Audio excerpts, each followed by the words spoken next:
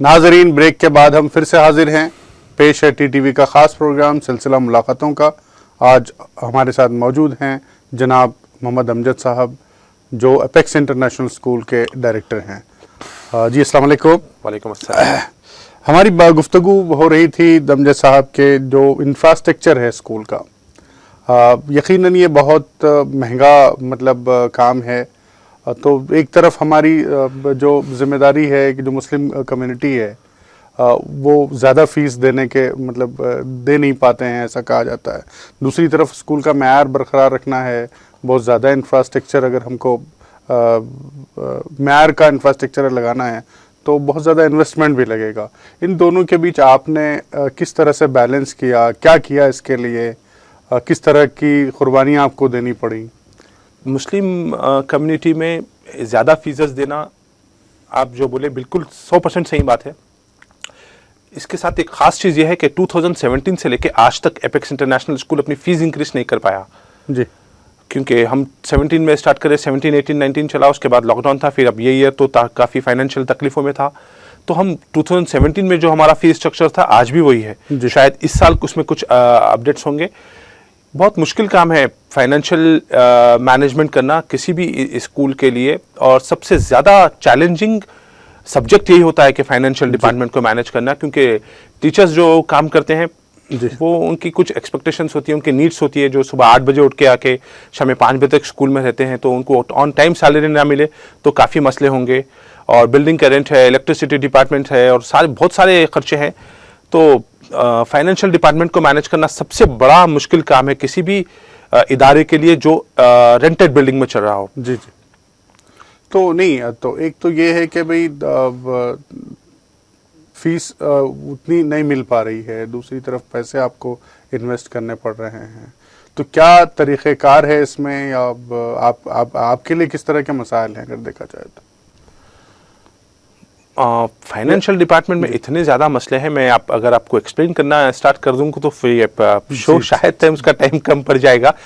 लेकिन बहुत सारे कुर्बानियाँ देना पड़ता है। कोई तालीमी इदारे ना ऐसे ही नहीं ठहर जाते। तालीमी इदारों को ठहरा करने के लिए बहुत ज़्यादा कुर्बानियाँ देना पड़ता है।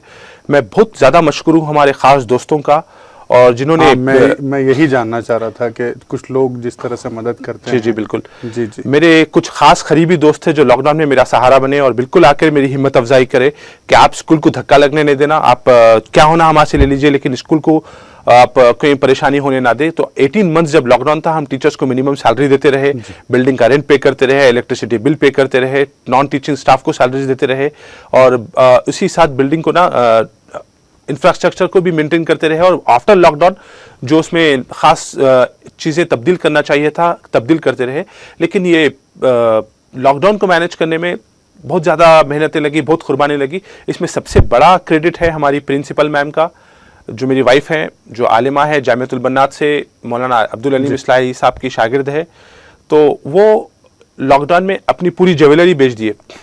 उसके बाद फिर हम लोग खर्चे मैनेज करने के लिए आगे खर्चे मैनेज करने के काबिल हुए। तो हमारी प्रिंसिपल जो है उनकी बहुत ज़्यादा कुर्बानियाँ हैं। तो उसके बाद स्कूल फिर एक स्टैंडर्ड तक पहुँच पाया है।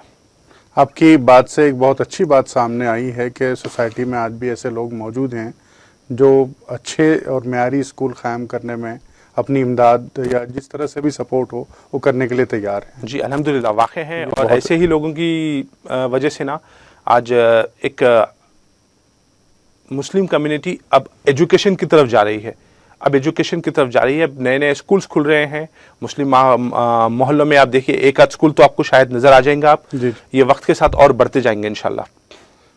अच्छे स्कूल की जो शिनाख्त है अमजद भाई के, अच्छा इंफ्रास्ट्रक्चर होने के साथ साथ ये कहा जाता है कि अच्छे टीचर्स भी ज़रूरी हैं।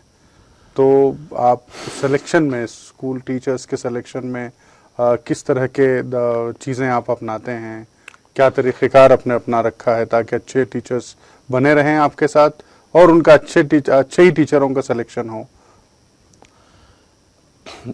अच्छे टीचर्स सेलेक्ट करना कोई ज़्यादा मुश्किल काम नहीं है। अच्छे टीचर्स सेलेक्ट करना बहुत आसान काम है। बस सब्जेक्ट लेवल की नॉलेज होनी चाहिए और एक्सपीरियंस होना चाहिए और प्रीवियसली अच्छे रिकॉर्ड्स होना चाहिए उनके। मतलब कोई टीचर किसी स्कूल में काम करे और 6 महीने के बाद छोड़ के हमारे पास जॉब के लिए आए तो फिर हमको उतनी अहमियत नहीं देते। जी जी जी। और अच्छे टीचर्स को हायर करने के लिए अच्छे सैलरीज देना पड़ता है और अच्छे सैलरीज देने के लिए थोड़े फीस को अच्छा रखना पड़ता है। पेरेंट्स भी ना ये चीज़ को समझे। पेरेंट्स आके अक्सर ये सवाल करते हैं, भाई इतनी फीस क्यों ले रहे हैं? जी। हम आपसे अच्छी फीस लेंगे तभी अच्छे टीचर को अपॉइंट करेंगे। अब देखिए, मैं आपको एक छोटी सी चीज़ आपके साथ शेयर करना चाहूँगा। जी। किसी भी बीएड टीचर को कम से कम 15 to 18,000 इस वक्त सैलरी देना पड़ता है। जी जी। बीएड के लिए एक शहर में नॉमिनल सैलरी है, जो मैं कम से कम बता रहा हूं आपको। जी जी जी। कुछ स्कूल वाले 30, 40, 50,000 भी दे रहे हैं, अल्हम्दुलिल्लाह, अच्छी बात है। लेकिन ये मिनिमम सैलरी मैं आपको बता रहा हूँ 15, 17, 18,000 या 20,000 रुपीज। तो आप अगर बीएड टीचर्स अपॉइंट करेंगे तो फिर स्कूल का लेवल बढ़ेगा, और स्कूल का लेवल बढ़ाने के लिए ना अच्छे टीचर्स जरूरी है। अच्छे टीचर्स के लिए ना थोड़ी सी फीस एक उसके हिसाब से रखना जरूरी है। इसी से जुड़ा हुआ एक सवाल है कि गुज़िश्ता आमतौर पे कहा जा रहा है कि गुज़िश्ता 2-3 दहाकों में जो मुस्लिम मैनेजमेंट स्कूल्स हैं उनका मेयार तेजी से गिरा है। तो इसको आप किस नज़र से देखते हैं, क्या राय रखते हैं आप? नहीं, मैं आपकी बात से मुत्तफिक नहीं हूं, क्योंकि मैं समझता हूं कि ये पिछले 10, 20, 25 साल में मुस्लिम मैनेजमेंट स्कूल का रुझान बढ़ा है। अच्छा।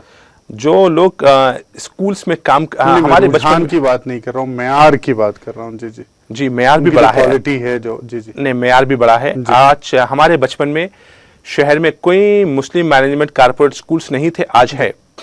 आज है, बहुत है, बड़े बड़े स्कूल्स है। मैं नाम अगर गिनाना स्टार्ट करूं तो फिर तकलीफ होंगी, लेकिन नहीं, बड़े बड़े कारपोरेट टाइप मुस्लिम मैनेजमेंट स्कूल्स है। और ऐसे जो छोटे स्कूल्स है, जो मोहल्ले के स्कूल्स है, जो उनका मेयार गिरा है, तो उसमें खास वजह मैं ये महसूस करा हूं। और जो 30-40 ईयर्स पहले जो स्कूल्स कायम करे थे, जो फाउंडर्स थे, उनके अंदर जो जोश था, वो उनके बच्चों के अंदर वो जोश तब्दील नहीं हुआ। जी जी। और जो मुस्लिम मैनेजमेंट स्कूल्स 25, 30 साल, 40 साल जो चल रहे, आज वो अपने बच्चों को उसके लिए रेडी करे हैं, तो वो स्कूल्स बहुत अच्छे चल रहे हैं। अच्छा। एक स्कूल का मैं आपके सामने एग्जाम्पल के तौर पे पेश करूं, हमारा मदीना पब्लिक स्कूल हिमायत नगर का, वो मैनेजमेंट मेरा बहुत अच्छा, खास उनसे मेरे अच्छे ताल्लुकात है, अच्छा एक खुरबत है।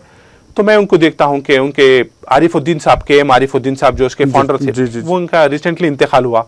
अब मैं उनके बच्चों को देखता हूं, मारिया मैडम को, फसीउद्दीन साहब को, तो वो लोग उतनी ही मेहनत कर रहे हैं जितने उनके वालिद करे थे। तो उसका स्टैंडर्ड आज वही है जो उनके वालिद के दौर में था।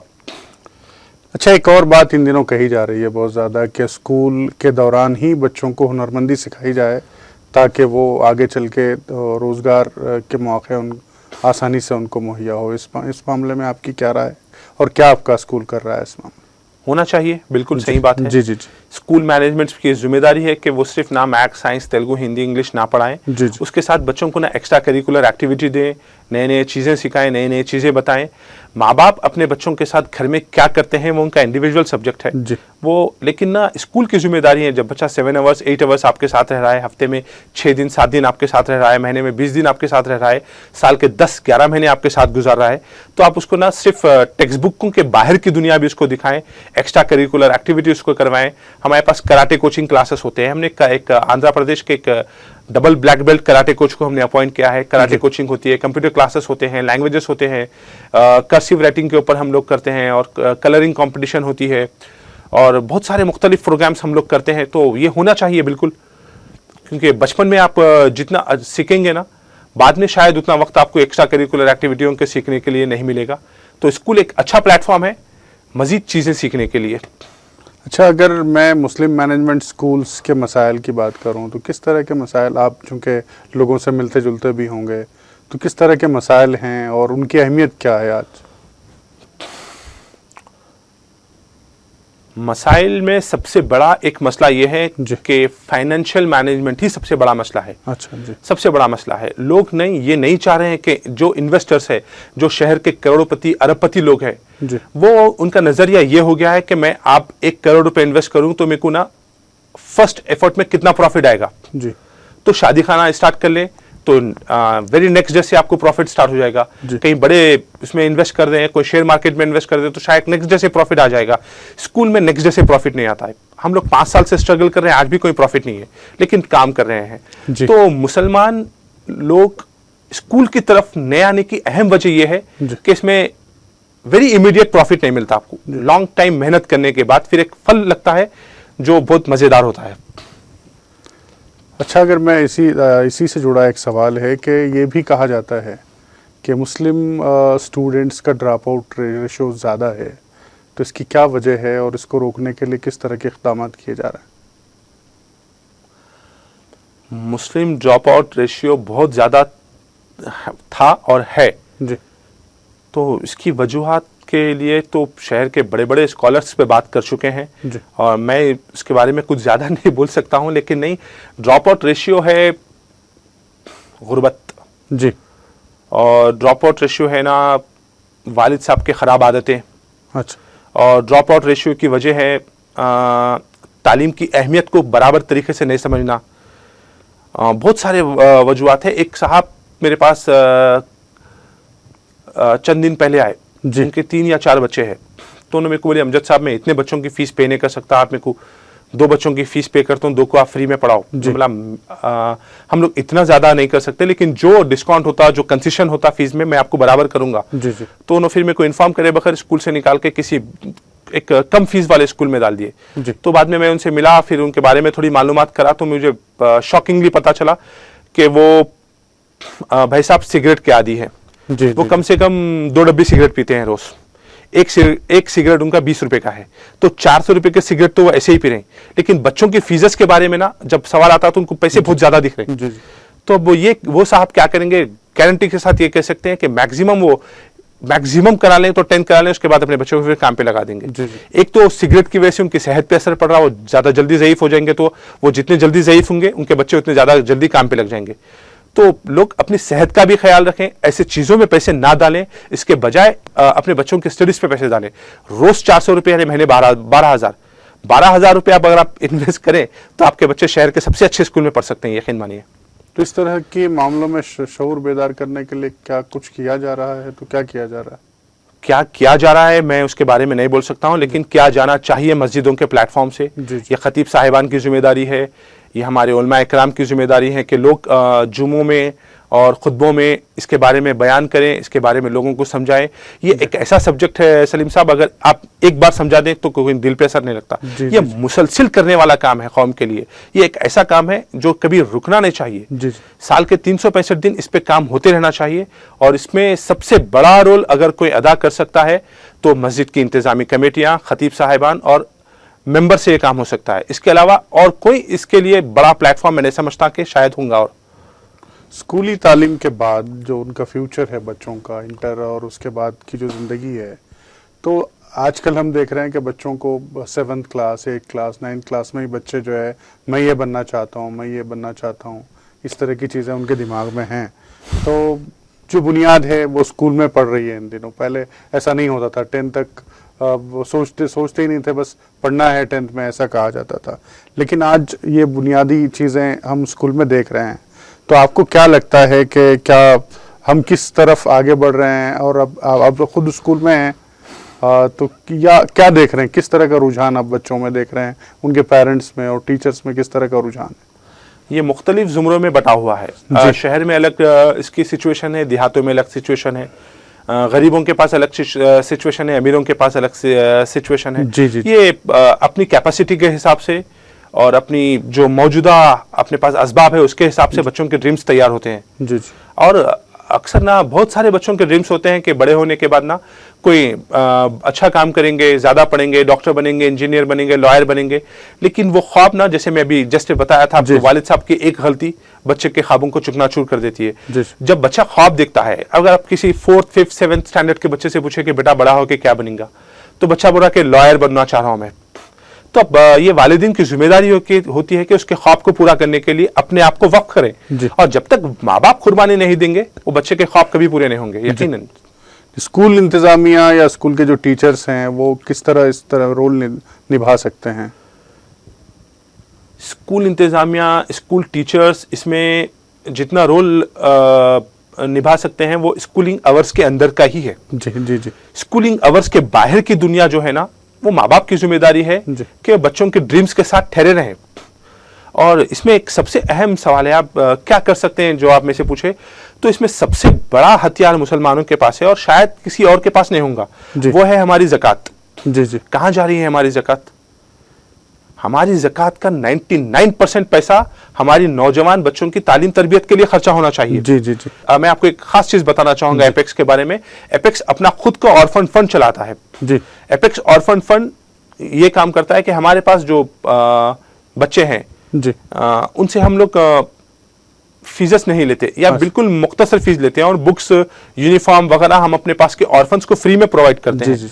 हुआ यूं था सलीम साहब के 2018 में मैं गौर करा कि कुछ बच्चे फीस पे नहीं कर रहे हैं बराबर। अच्छा। तो फिर मैं शीट लेके देखा तो बाद में उनसे पूछा फीस क्यों नहीं पे कर रहे हैं, तो पता चला कि उनके वालिद नहीं है या वालदा नहीं है या बच्चे ऑर्फन है, यतीम है। तो एक आध साल गौर करने के बाद हम लोग एक डिसीजन लिए कि, और ये हर स्कूल को करना चाहिए, हमने एक डिसीजन लिया कि जब हम बुक्स जून में जब बुक्स दे रहे थे, बुक्स सेल कर रहे थे, उसमें हमने एक 300 rupees apex orphan fund amount बोल के डाल दिया जो ऑप्शनल था पेरेंट्स के लिए। चाहे तो दें चाहे तो ना दें, आपके पैसों से उन बच्चों को बुक्स दिए जाएंगे जिनके माँ बाप नहीं है। तो आप यकीन मानिए 100% पूरे पेरेंट्स वो 300 रुपीज हमको दिए।